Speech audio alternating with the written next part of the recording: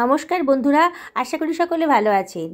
আজকে আমি নিয়ে এসে হাজির হয়েছি অত্যধিক একটা টেস্টি আর হেলদি রেসিপি, ডাল পালংয়ের রেসিপি। দারুণ সুন্দর খেতে লাগে। 2 বাটি মতো জল প্রেশার কুকারে গরম করতে দিয়ে দিয়েছি। আর আগে থেকে ভিজিয়ে রেখেছিলাম ঘন্টা 2 আগে অরহর ডাল 1 বাটি মতন, সেটা আমি জল ঝরিয়ে প্রেশার কুকারের মধ্যে দিয়ে দিলাম। সমস্ত ডালগুলোকে আমি ভালো করে ধুয়ে 2 ঘন্টা মতন ভিজিয়ে রেখেছিলাম। এর ভেতরে দিয়ে দিলাম মৌরি, 1 টেবিল চামচ মতো মৌরি দিয়ে দিলাম। মৌরি দিলে দারুণ সুন্দর একটা ফ্লেভার আসে। এর মধ্যে দিয়ে দিলাম 1/2 টেবিল চামচ মতো হলুদের গুঁড়ো, আর এর মধ্যে দিয়ে দিচ্ছি 1/2 টেবিল চামচ মতো লবণ। এবার আমি প্রেশার কুকারের ঢাকনাটা দিয়ে দিচ্ছি। আমি 2টো সিটি হতে দেব। 2টো সিটি হয়ে যাওয়ার পর 10 মিনিট রেস্টে রেখে দিয়েছি। এবার একটা ফ্রাই প্যানের ভেতর 3 টেবিল চামচ মতো তেল গরম করে নিলাম। তার মধ্যে দিলাম 1/2 টেবিল চামচ মতো গোটা জিরে আর 2খানা শুকনো লঙ্কা। 20 সেকেন্ড মতো ফ্রাই করার পর তার মধ্যে দিয়ে দিলাম 2টো কুচি করে রাখা পেঁয়াজ।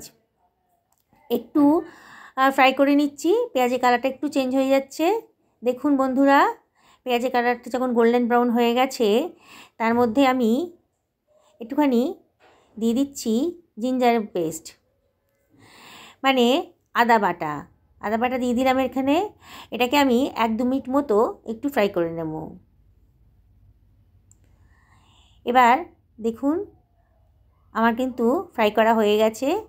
এবারে আমি এর ভেতর দিয়ে দিচ্ছি 2টো তেজপাতা আগেই দেওয়া উচিত ছিল, আমি ভুলে গেছিলাম দিতে।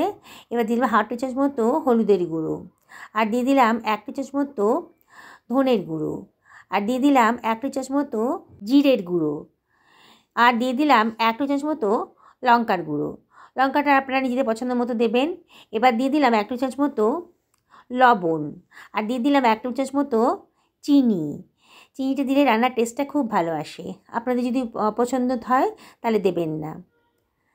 এবারে আমি সব কিছু ভালো করে মিশিয়ে নিচ্ছি। আমি এগুলোকে একটু কষিয়ে নিচ্ছি মশলাটাকে, অনবরত কিন্তু নাড়তে হবে। এবার আমি দিয়ে দিলাম একটা টমেটোকে কুচি করে রেখেছিলাম, দিয়ে দিলাম।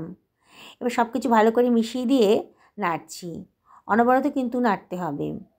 দেখুন মশলার গা থেকে যেমন তেল বেরিয়ে এসছে, কালারটা পুরো চেঞ্জ হয়ে গেছে, মানে মশলাটা আমার কষানো হয়ে গেছে। ভালো করে আবারও নেড়ে চেড়ে দিচ্ছি যাতে পোড়া না লেগে যায়। দেখুন বন্ধুরা, এবার আমি পালং শাক 250 গ্রাম মতো পালং শাক আগে থেকে কুচি করে কেটে ধুয়ে রেখে দিয়েছিলাম, সেটা আমি দিয়ে দিলাম। দেখুন ভালো করে ধুয়ে বেছে রেখে দিয়েছিলাম, কেটে রেখে দিয়েছিলাম পালং শাকটা খুবই কচি। দিয়ে দিলাম পালং শাকটা। এবার আবার সব কিছু ভালো করে মিশিয়ে দিচ্ছি। এই রান্নাটা খুবই টেস্টি আর খুবই হেলদি। বন্ধুরা, এখন শীতকাল, অনেক পালং শাক বাজারে উঠেছে। আপনারা এই রেসিপিটা একবার অন্তত ট্রাই করবেন। এটা দুর্ধর্ষ খেতে লাগে, গরম ভাতের সাথেও ভালো লাগে, আবার রুটির সাথেও এটা খেতে খুবই ভালো লাগবে। সব কিছু ভালো করে মিশিয়ে নিচ্ছি। দেখুন পালং শাকের গা থেকে কিন্তু জল বেরিয়ে এসছে। সব কিছু ভালো করে মিশিয়ে নিয়ে আমি একটু নাড়াচাড়া করে নিচ্ছি। ফ্লেমটা হাইতেই রেখেছি এখন। এবারে আমি এটা ঢাকা দিয়ে দেব 3 মিনিটের জন্য মিডিয়াম ফ্লেমে। এবার 3 মিনিট হয়ে গেছে। এবার আমি ঢাকাটা তুলে নিচ্ছি। দেখুন পালং শাকটা কিন্তু অনেকটা নরম হয়ে গেছে, আর পালং শাকের কালারটা অনেকটা চেঞ্জ হয়ে গেছে। দেখুন অনবরত নাড়তে হবে। এবারে আমি দিয়ে দিলাম সেদ্ধ করে রাখা ডালটা সেদ্ধ করে রেখেছিলাম যেটা প্রেশার কুকারে, সেটা দিয়ে দিলাম। দিয়ে আবারও সব কিছু ভালো করে মিশিয়ে নিচ্ছি। খুবই টেস্টি আর খুব চটপট রান্নাও হয়ে যায়।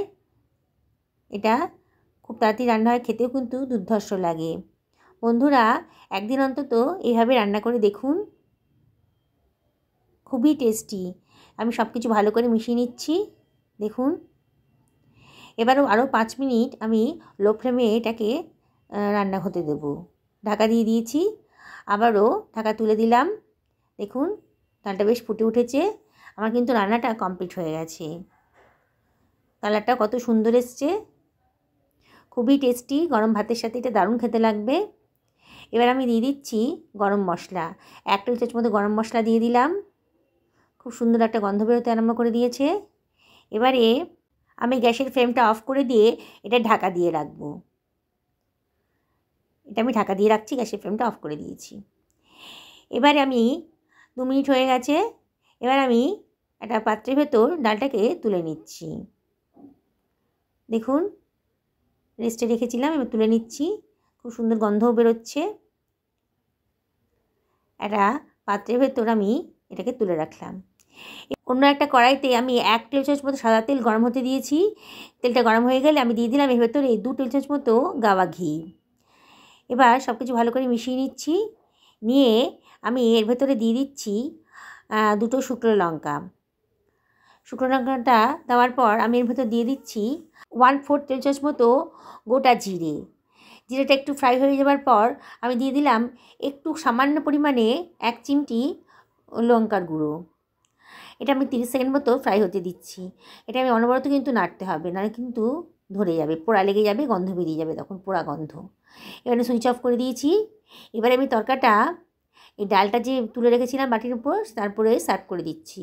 তাতে কালারটা কিন্তু আরও সুন্দর এসছে, দেখতে কিন্তু দারুণ অসাধারণ লাগছে। বন্ধুরা, আপনারা এটা অবশ্যই বাড়িতে ট্রাই করবেন। আর রেসিপিটা ভালো লাগলে পরে লাইক করবেন, কমেন্ট করবেন আর শেয়ার করবেন। আর কমেন্ট করে জানাবেন কেমন লাগলো আপনাদের এই রেসিপিটা, ডাল পালংয়ের রেসিপিটা কেমন লাগলো অবশ্যই জানাবেন। বন্ধুরা, এটা গরম ভাতের সাথে খেতে দারুণ লাগে। আজ তাহলে এই পর্যন্তই থাক, আবার দেখা হবে অন্য কোনো রেসিপিতে।